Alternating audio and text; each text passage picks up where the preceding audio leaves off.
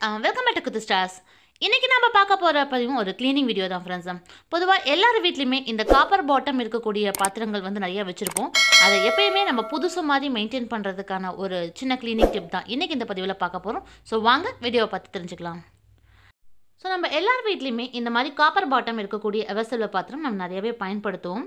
இந்த பாத்திரங்களை பொறுத்தவரை நம்ம வாங்கும்போது மட்டும்தான் அது வந்து ரொம்ப பளிச்சுன்னு இருக்கும். இந்த கீழே இருக்கக்கூடிய பாட்டம் நம்ம யூஸ் பண்ண ஆரம்பிச்சதுக்கப்புறமா கொஞ்ச நாள் கழிச்சு பார்த்திங்கன்னா இந்த மாதிரி கருப்பாக மாறிடும்.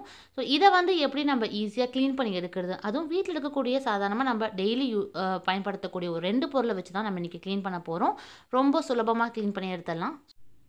அந்த 2 பொருள் என்ன அப்படின்னு பார்த்தீங்கன்னா, நம்ம வீட்டில் அன்றாடமாக நம்ம பயன்படுத்தக்கூடிய எலுமிச்சம்பழம். ஸோ நான் வந்து இந்த பாத்திரத்தை க்ளீன் பண்ணுறதுக்கு வந்து ஒரு அரை எலுமிச்சம்பழம் தான் எடுத்திருக்கேன். இது கூடவே கொஞ்சமாக தூளுப்பு.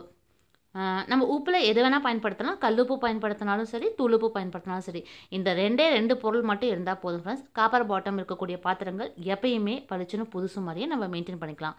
கழுவுறதுங்கிறது ரொம்ப ஈஸி.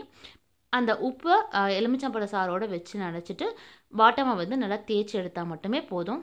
பாருங்க, நீங்கள் லைட்டாக வச்சு தேய்க்கும் போதே அந்த இடத்துல வந்து பார்த்திங்கன்னா அந்த கரை எல்லாமே போயிடுச்சு. பார்க்குறதுக்கு நல்லா புதுசு மாதிரியே இருக்குது.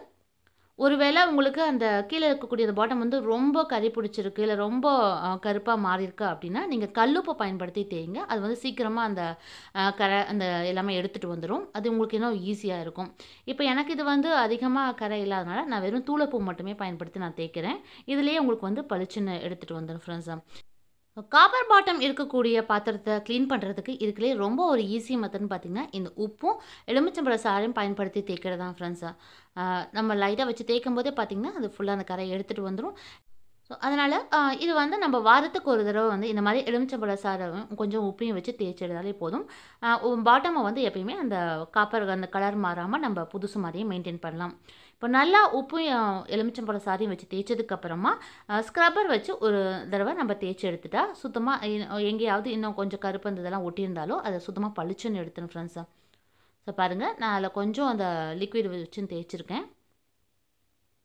ஸ்க்ரப்பரை வச்சு ஒரு தடவை தேய்ச்சிட்டிங்கனாலே போதும், நல்லா பளிச்சுன்னு இருக்கும்.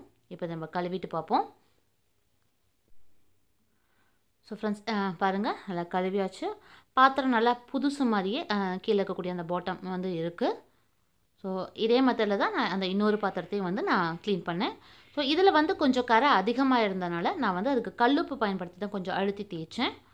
ஸோ அதிகப்படியான கலர் வந்து சேஞ்ச் ஆயிருந்ததுன்னா கொஞ்சம் நீங்கள் அழுத்தி தேய்க்கிற மாதிரி தான் இருக்கும்.